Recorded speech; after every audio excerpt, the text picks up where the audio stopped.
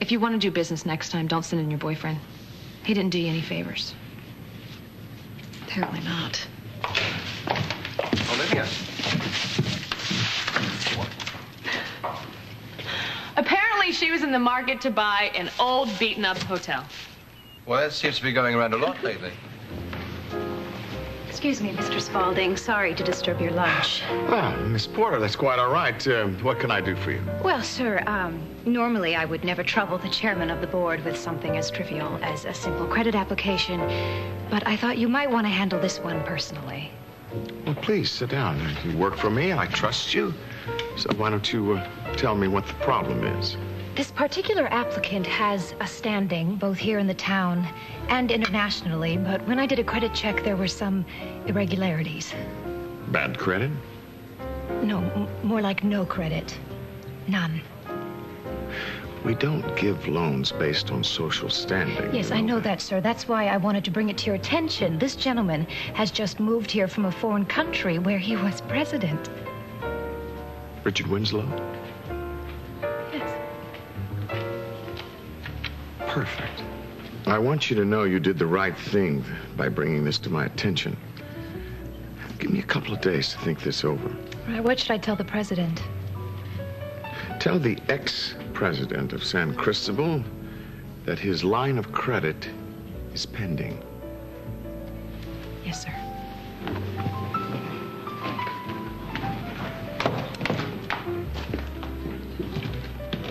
Olivia! What the hell were you thinking, Alan?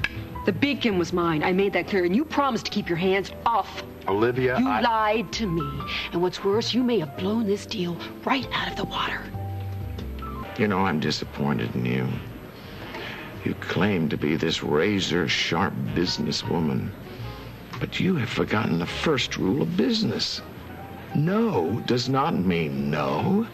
It only means I'm holding out to tell you yes until you throw enough money You know at what, me. Alan? Don't patronize me. That no you're talking about, it came out of Cassie Winslow's mouth. She spells integrity with a capital I. Yes, but you spell success with a capital S. Now, don't be so hard on yourself. You're gonna get everything you want, because your destiny is to win. Everything I do because of you. There's no one else like you. I try to come up with new ways to show you that.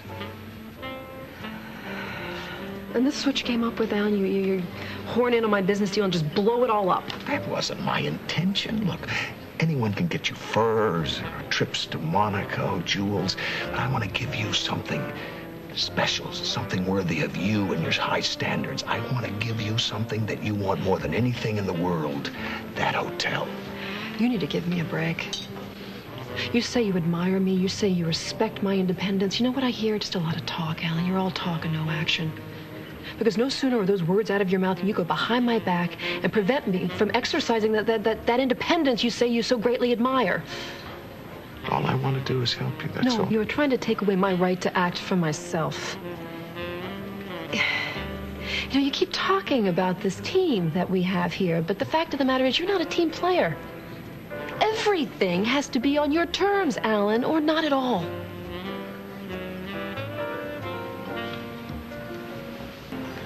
All right, look, whatever happens with the hotel, whatever, it's not your decision, it's mine. No more stepping all over me and making decisions for me. You got it? Absolutely. Look, I made a mistake, and I sincerely regret it. But I don't think I have ruined that deal. And I don't think Cassie Winslow is as big an obstacle as you think she is. Far from it.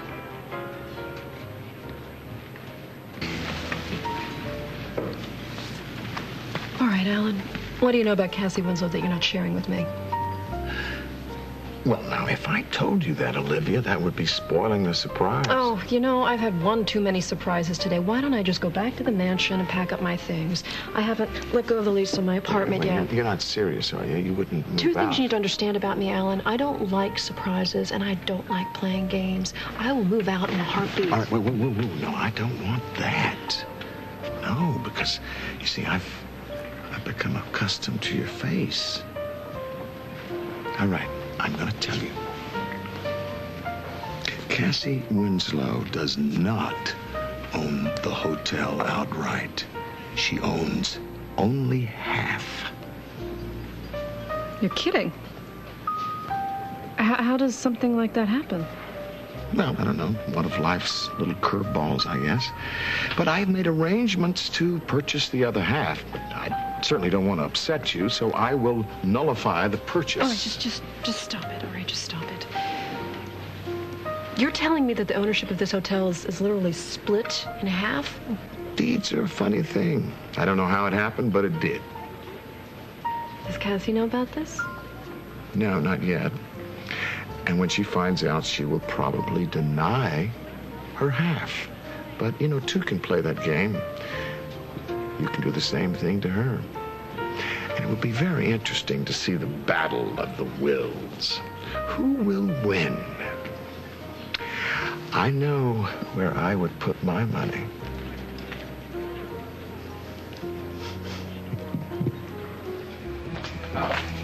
Hi. Olivia, what are you doing here? Well, I would have called first, but I figured you wouldn't take my call. You would have been right, so Yeah. come on. No, wait, just, yeah, I have something that I want. You could at least do me the courtesy of listening to my offer. I believe Cassie already gave you her answer, Olivia. Well, she doesn't know the whole story, Richard. It's just a minute of your time. All right, you got a minute. I'll go check on the children. You don't have to go. You don't need me. Good night, Olivia. Good night. Okay, well, the way I see it, I have a very old, very charming hotel that you want very badly. What else is there? You know, Cassie, if you want to act the part of a businesswoman, you might want to get your facts straight first. That hotel you think you own, you only own half of it.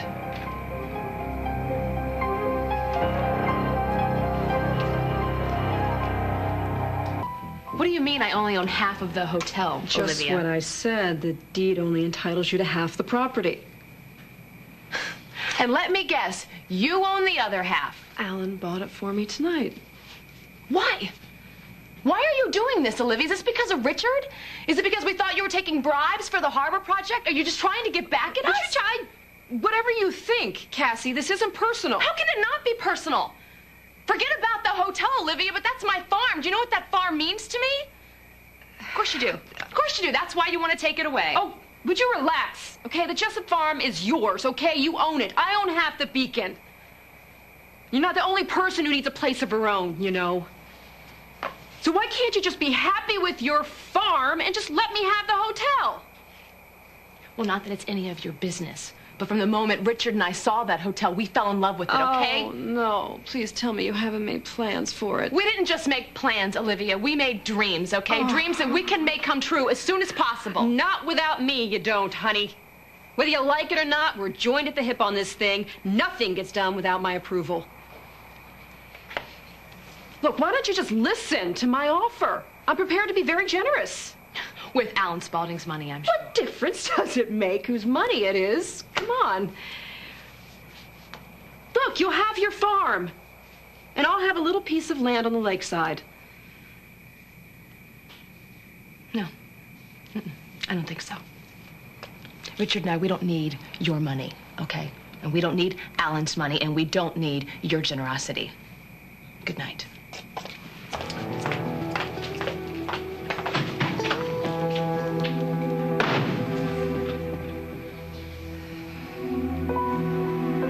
Watch me eviscerate your father, Philip. Fine by me. No one's eviscerating anyone, Olivia. Now, especially not in front of my son, anyway. Well, now, hang on just a second. If this is about business, then I probably should stay here. And last time I checked, I was still an integral part of Spaulding Enterprises. Well, why don't I just make a phone call and rectify that situation? I went to see Cassie Winslow. She won't sell me her half of the hotel. One guess as to whose fault that is. What did you do? Did you go blunder your way into Cassie and Richard's life again? Let me guess. Did you make them an offer for the property and somehow manage to insult them in the process? They turned him down flat. Well, I can see by your sunny outlook that you must have been much more successful than I. Well, how could I be, Alan, when you put Cassie on her guard? You know what? This is fun, but I actually have to go. I've got a client. It's Lee Sato from the Tokyo office. You know what? You may be having more fun than I am, but I have a feeling my meetings could be a lot more successful.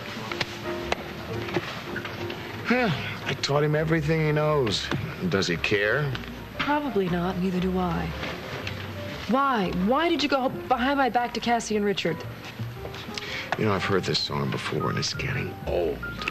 I made a mistake. I apologize.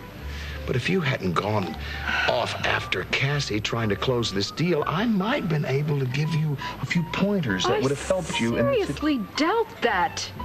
Cassie, this idea of taking your money, it repulses her. I'm beginning to understand why. Do you honestly think that she would have sold you the other half if I wasn't involved?